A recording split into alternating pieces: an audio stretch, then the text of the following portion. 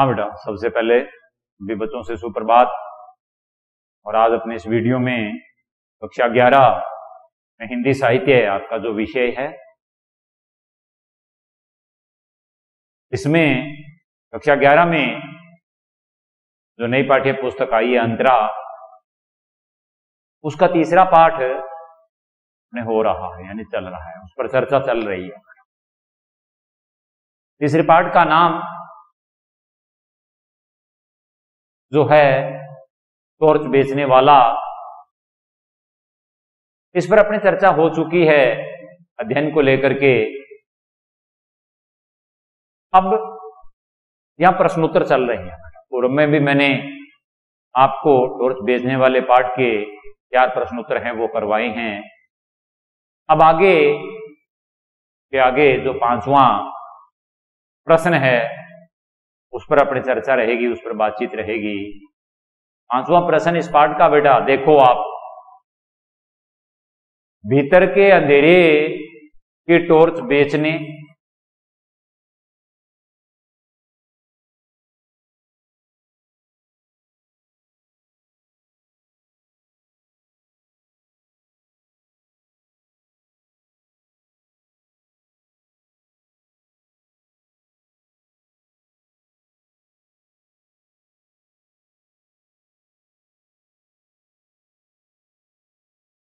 यह प्रश्न है बेटा, भीतर के अंधेरे की टॉर्च बेचने और सूरज छाप टॉर्च के बेचने के धंधे में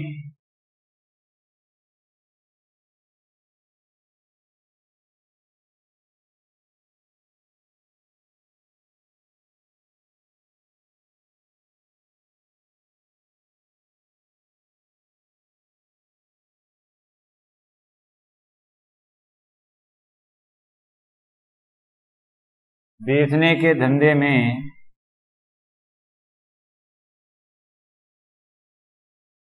भीतर के अंधेरे की टॉर्च बेचने और सूरज छाप टॉर्च के बेचने के अंधेरे में क्या अंतर है, विस्तार से लिखना है।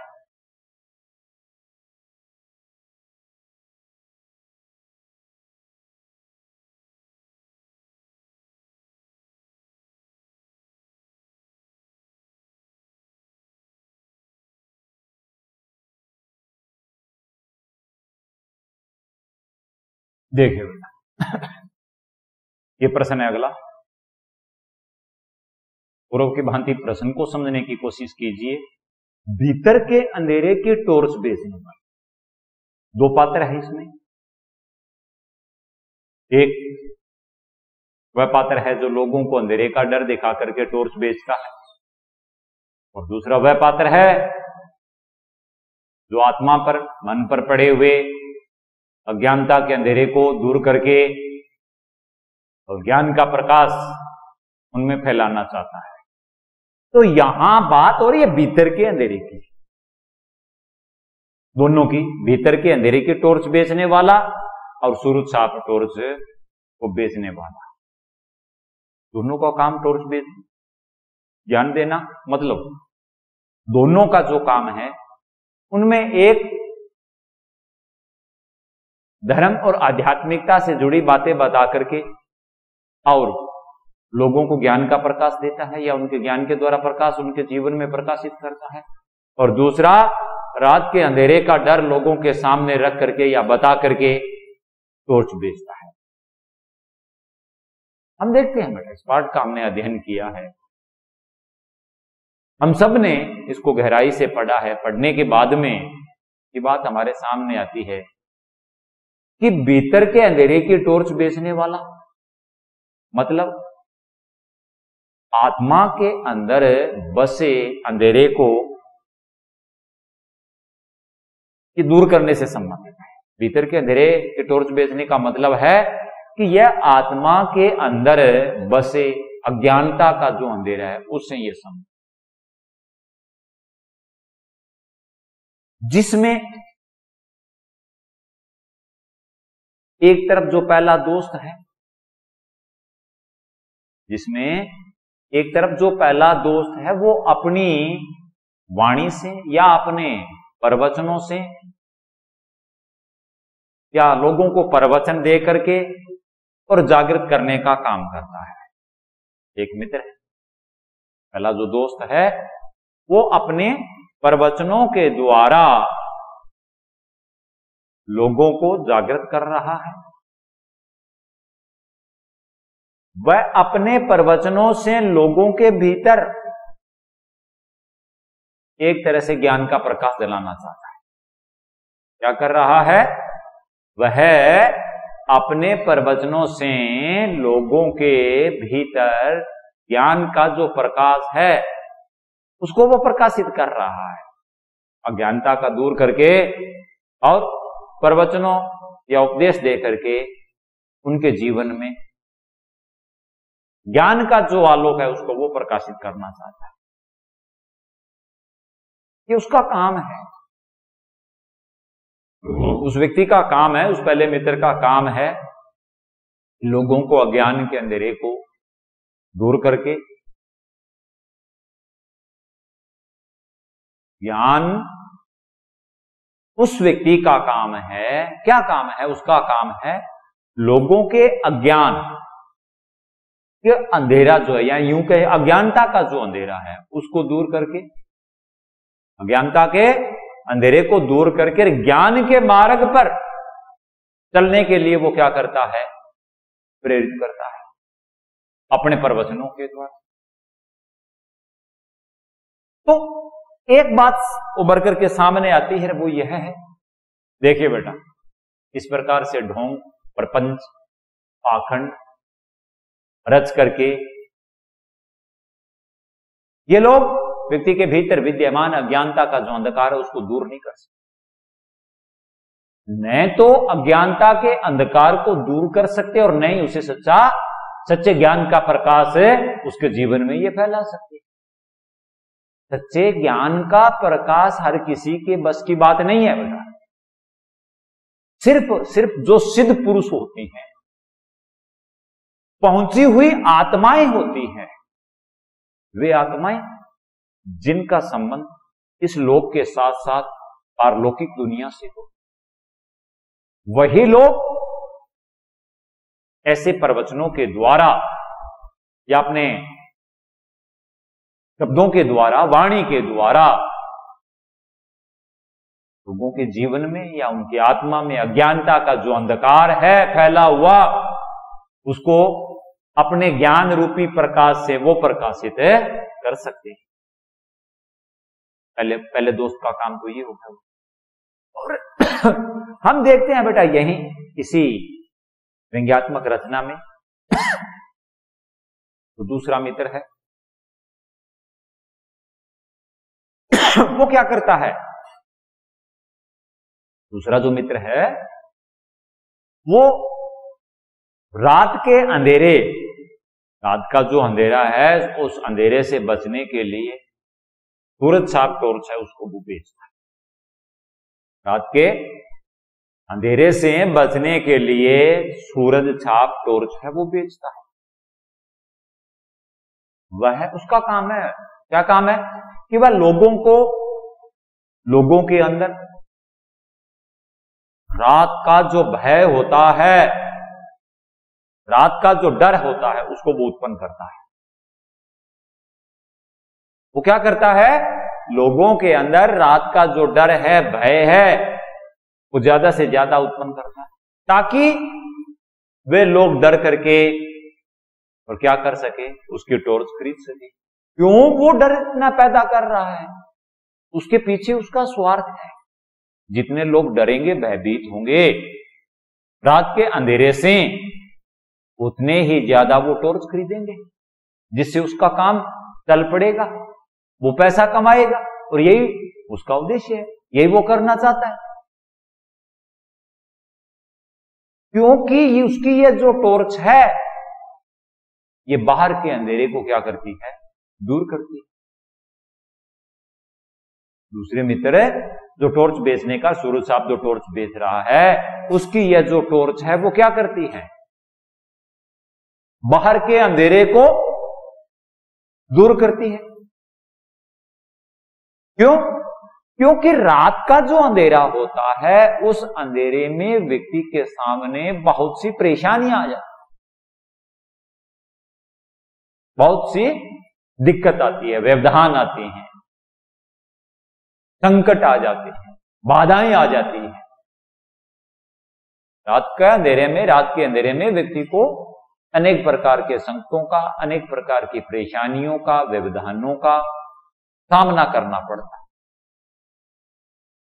इसलिए इस टॉर्च का जो प्रकाश है वो उसको दूर कर देता है, अंधेरे को दूर कर देता है। इस प्रकार हम देखते हैं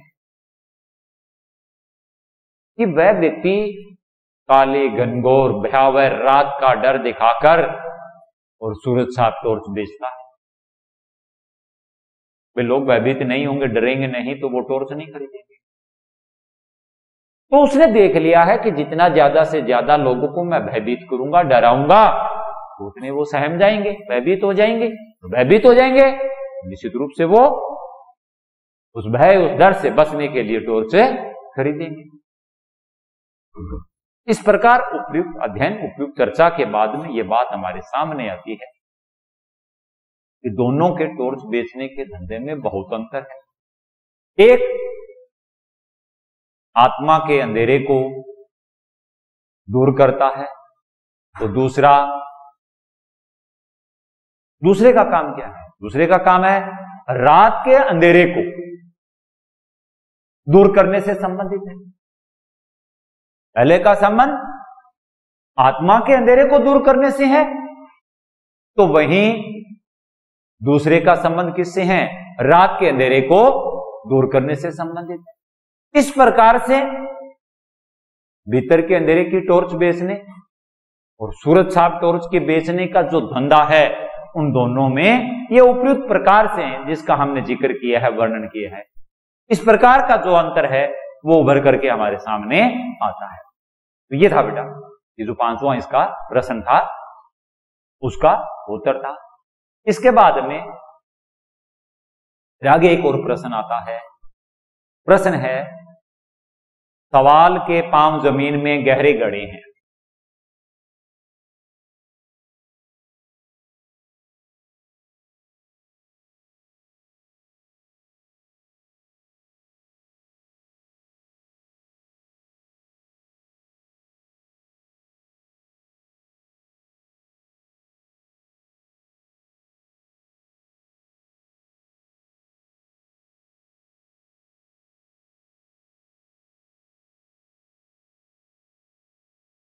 सवाल के पांव जमीन में गहरे गड़े हैं, यह उखड़ेगा नहीं।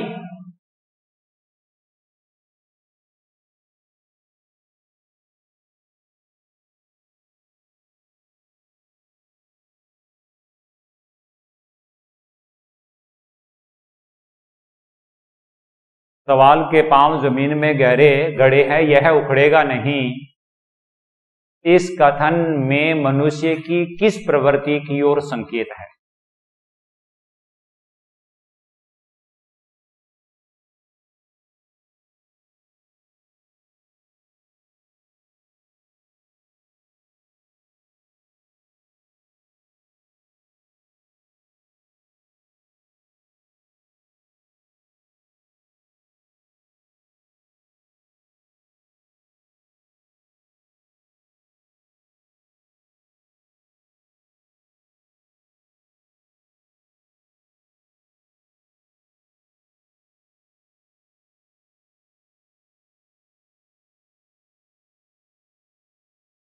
किस प्रवृत्ति की ओर संकेत है और क्यों?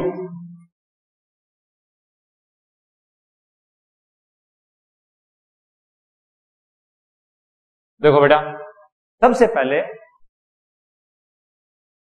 आप प्रश्न के ऊपर ध्यान दीजिए बेटा कि प्रश्न के द्वारा जो लेखक है वो क्या पूछना चाहता है, क्या बात सिद्ध करवाना आपसे चाहता है।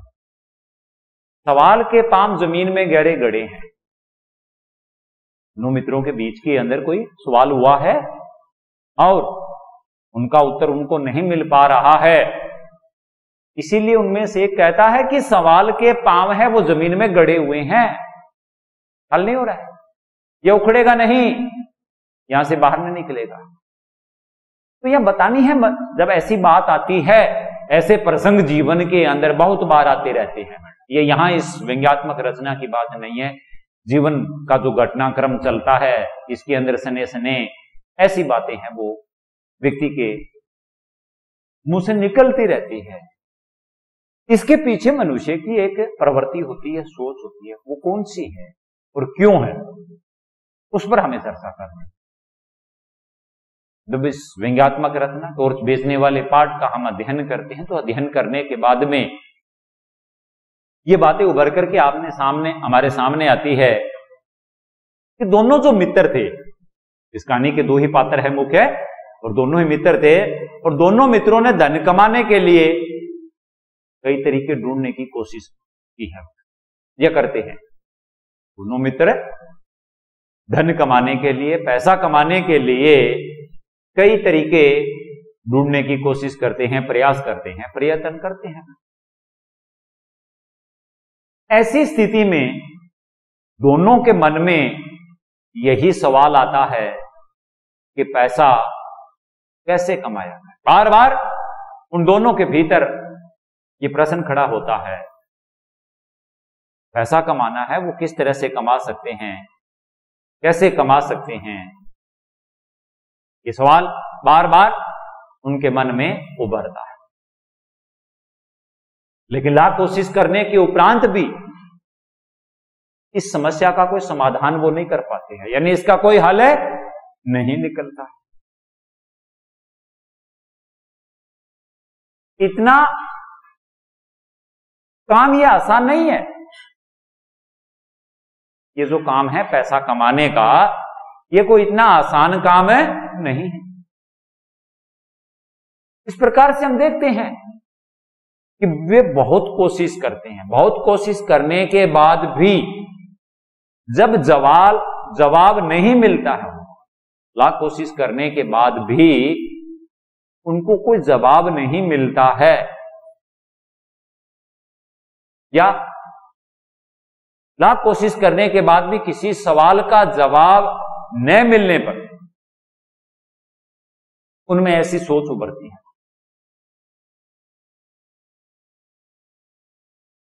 लाख कोशिश करने के बाद में कि जमीन में गहरे गड्ढे हैं, जब वो कोशिश, उनकी जो कोशिश है उस कोशिश का कोई हल नहीं हो रहा, सार्थक परिणाम उनके सामने उसके नहीं आ रही हैं। बहुत कोशिश करने के बाद भी जब उनको कोई जवाब नहीं मिला तो उनमें से एक कहता है, क्या कहता है कि सवाल के पांव जमीन में गहरे गड्ढे हैं। जो उनका प्रश्न है, जो सवाल है, उस सवाल के पांव जमीन में गहरे गड्ढे हैं, यह उखड़ेगा नहीं।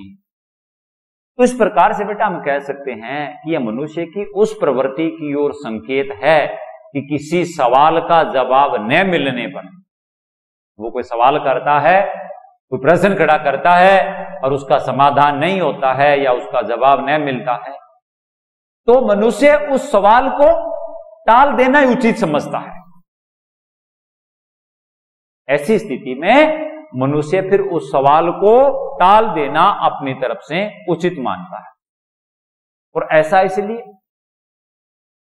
क्योंकि किसी अनसुलझे सवाल में दिमाग लगाकर अगर हम समय खर्च कर रही हैं तो ये कोई समझदारी की बात नहीं है, ये मूर्खता है। अब सवाल का जवाब नहीं मिलता है तो सवाल को टाल देना मनुष्य उचित मानता है।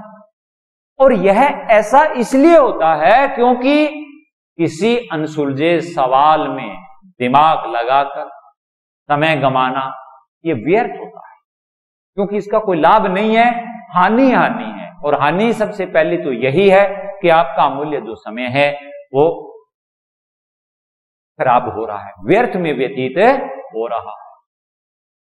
इसलिए ऐसे जो अनावश्यक सवाल होते हैं, प्रश्न होते हैं, जिनका हम समाधान तो हम नहीं कर पाते हैं, उनको छोड़ देना ही समझदारी। तो यही है बेटा कि सवाल के पांव जमीन में गहरे गड़े हैं, यह उखड़ेगा नहीं। इस कथन में मनुष्य की किस प्रवृत्ति, ये मनुष्य की वह प्रवृत्ति है कि सवाल को टाल देना ही वो अपनी तरफ से उचित मानता है। और ऐसा इसलिए होता है क्योंकि किसी अनसुलझे सवाल में दिमाग लगा करके और समय गंवाना ये व्यर्थ माना जाता है। ये था इसका अगला प्रश्न। और अब अपने इसके आगे के प्रश्न पर चर्चा करते हैं। प्रश्न है आगे का, व्यंग्य विधा में भाषा सबसे धारदार है।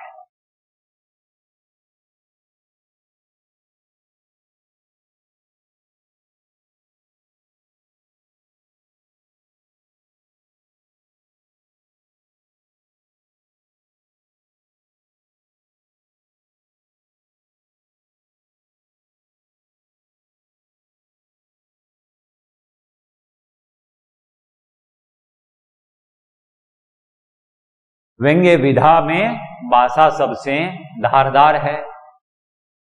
परसाई जी के इस कथन को आधार बनाकर इस कथन के पक्ष में अपने विचार लिखो।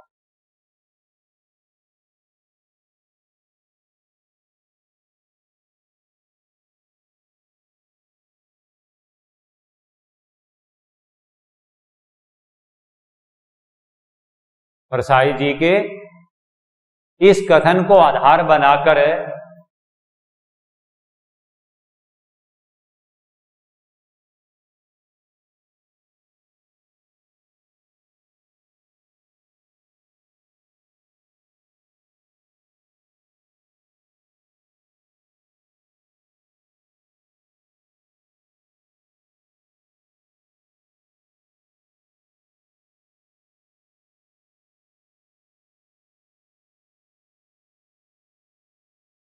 अपने विचार लिखो। देखो बेटा, व्यंग्य व्यंग्य विधा, विधा का मतलब क्या होता है? कला।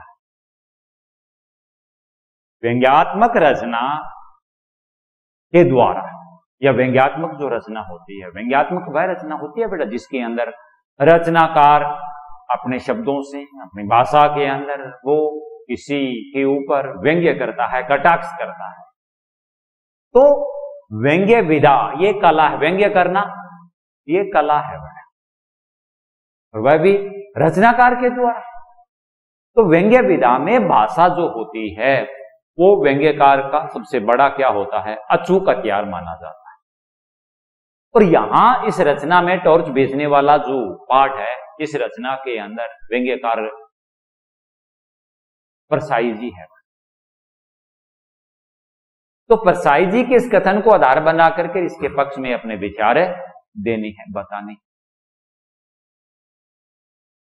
टॉर्च बेचने वाला उपयुक्त पाठ का जब हम अध्ययन करते हैं तो अध्ययन करने के बाद में ये बात हमारे सामने आती है कि टॉर्च बेचने वाला जो रचना है वो परसाई जी की एक व्यंग्यमयी रचना है।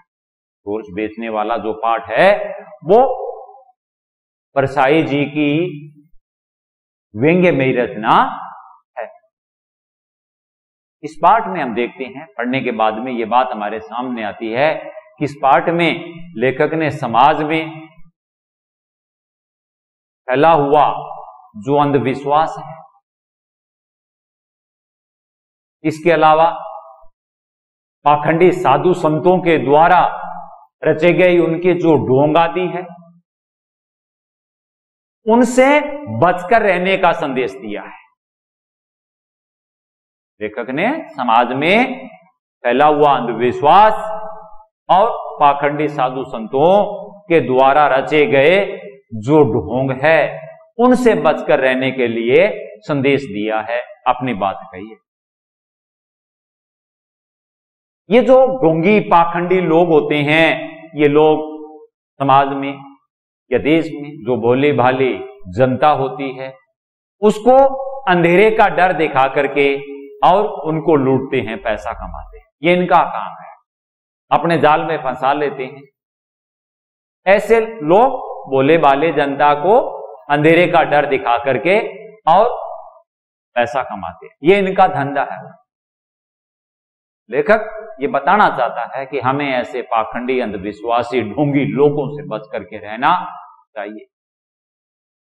लेखक ने इस रचना के द्वारा यह समझाने की कोशिश की है पाठक को कि धर्म और अध्यात्म के नाम पर, समाज में धर्म और अध्यात्म के नाम पर पैसे मांगने वाले इन लोगों के चंगुल में हमें नहीं फंसना चाहिए, हमें सावधान हो जाना चाहिए। इस प्रकार इस व्यंग्य विधा के माध्यम से भाषा अपने आप में क्या दिखाई देती है, बड़ी प्रभावशाली दिखाई देती है, असरकारक, असरदायी दिखाई देती है। और जब ऐसी प्रभावशाली असरकारक भाषा पाठक को पढ़ने को मिलती है तो निश्चित है कि उसका प्रभाव है वो लोगों के मन पर है, लंबे समय तक बना रहता है।